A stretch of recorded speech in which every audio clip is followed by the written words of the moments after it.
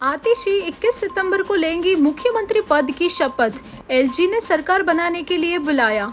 आम आदमी पार्टी की नेता आतिशी 21 सितंबर को मुख्यमंत्री पद की शपथ लेंगी। उपराज्यपाल वीके सक्सेना ने आतिशी को सरकार बनाने के लिए आमंत्रित किया है। वन नेशन वन इलेक्शन को मिली मंजूरी। मोदी कैबिनेट में प्रस्ताव पास हुआ। पीएम मोदी के नेतृत्व वाले केंद्रीय कैबिनेट ने एक देश एक चुनाव यानी वन नेशन वन इलेक्शन के प्रस्ताव को मंजूरी दे दी है। कैबिनेट में इसे लेकर प्रस्ताव पास हो गया है। रोहित शर्मा ने रिटायरमेंट पर दिया बड़ा बयान। पाकिस्तानी खिलाड़ियों पर साधा निशाना। टीम इंडिया के कप्तान रोहित शर्मा T20 इंटरनेशनल से संन्यास ले चुके हैं। उनकी कप्तानी में टीम इंडिया ने जैसे ही वर्ल्ड कप ट्रॉफी जीती, उन्होंने अपने संन्यास का ऐलान कर दिया था। उन्होंने जियो सिनेमा से बात करते हुए कहा कि वर्ल्ड क्रिकेट में इन दिनों संन्यास एक मजाक बन गया है। लोग संन्यास की घोषणा करते हैं लेकिन फिर खेलने के लिए लौट आते हैं।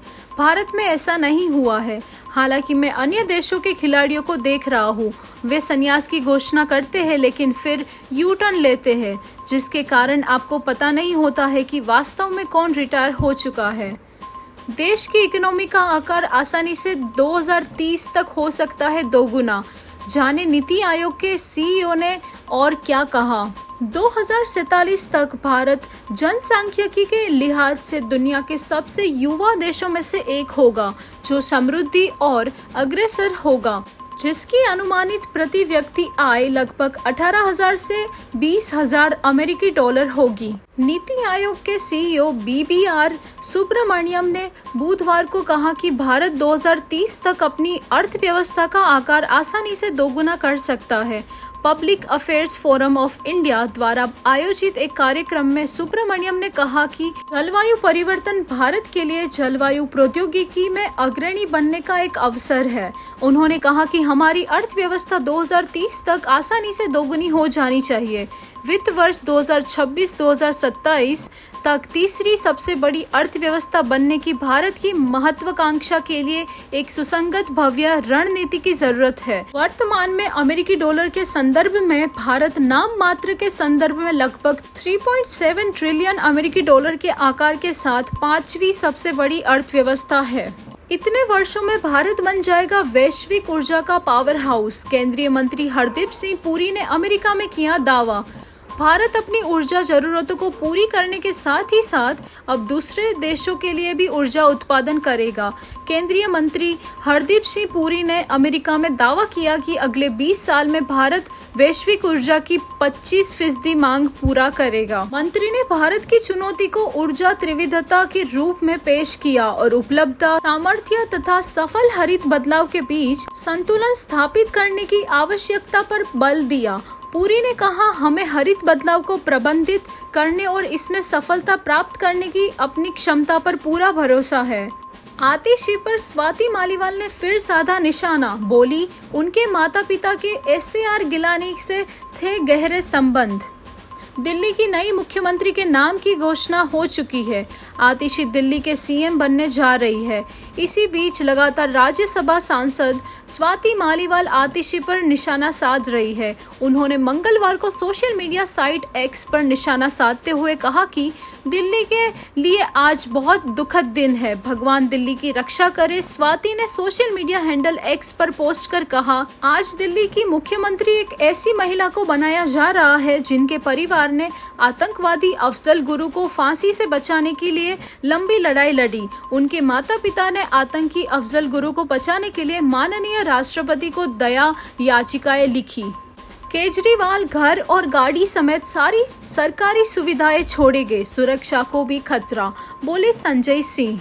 दिल्ली के पूर्व CM अरविंद केजरीवाल घर और गाड़ी समेत सारी सरकारी सुविधाएं छोड़ेंगे। आप सांसद संजय सिंह ने ये जानकारी दी है। उन्होंने प्रेस कॉन्फ्रेंस कर कहा कि केजरीवाल एक हफ्ते में घर खाली करेंगे। इस दौरान संजय ने ये भी कहा कि केजरीवाल की सुरक्षा को खतरा है। केजरीवाल पर कई हमले हो चुके हैं, ऐसे में दिल्ली की जनता को केजरीवाल की सुरक्षा की चिंता है। राहुल गांधी की जान को है खतरा। शिवसेना UPT नेता संजय राउत बोले, उनके खिलाफ रची जा रही साजिश। शिवसेना के वरिष्ठ नेता संजय राउत ने बुधवार को राहुल गांधी के खिलाफ साजिश रचे जाने वाले और उनकी जान को खतरा होने का आरोप लगाया तथा राज्य में सत्तारूढ़ भारतीय जनता पार्टी और शिवसेना के जनप्रतिनिधियों की ओर से पूर्व कांग्रेस अध्यक्ष के खिलाफ की गई टिप्पणियों की निंदा की। पत्रकारों से बात करते हुए उन्होंने गांधी के खिलाफ सत्तारूढ़ दलों के नेताओं की टिप्पणियों की बात प्रधानमंत्री नरेंद्र मोदी और केंद्रीय गृह मंत्री अमित शाह की चुप्पी पर भी सवाल उठाया। उन्होंने कहा, दिल्ली, लखनऊ और महाराष्ट्र के लोग वही भाषा बोल रहे हैं जैसे कि उनका गांधी हश्र उनकी दादी इंदिरा गांधी और उनके पिता राजीव गांधी की तरह होगा। कांग्रेस के विरोध प्रदर्शन पर रवनीत बिट्टू ने किया रिएक्ट, कहा पुरानी चालों पर वापस आ गई। राहुल गांधी पर दिए बयान को लेकर केंद्रीय मंत्री रवनीत बिट्टू के खिलाफ कांग्रेस देश भर में विरोध प्रदर्शन कर रही है।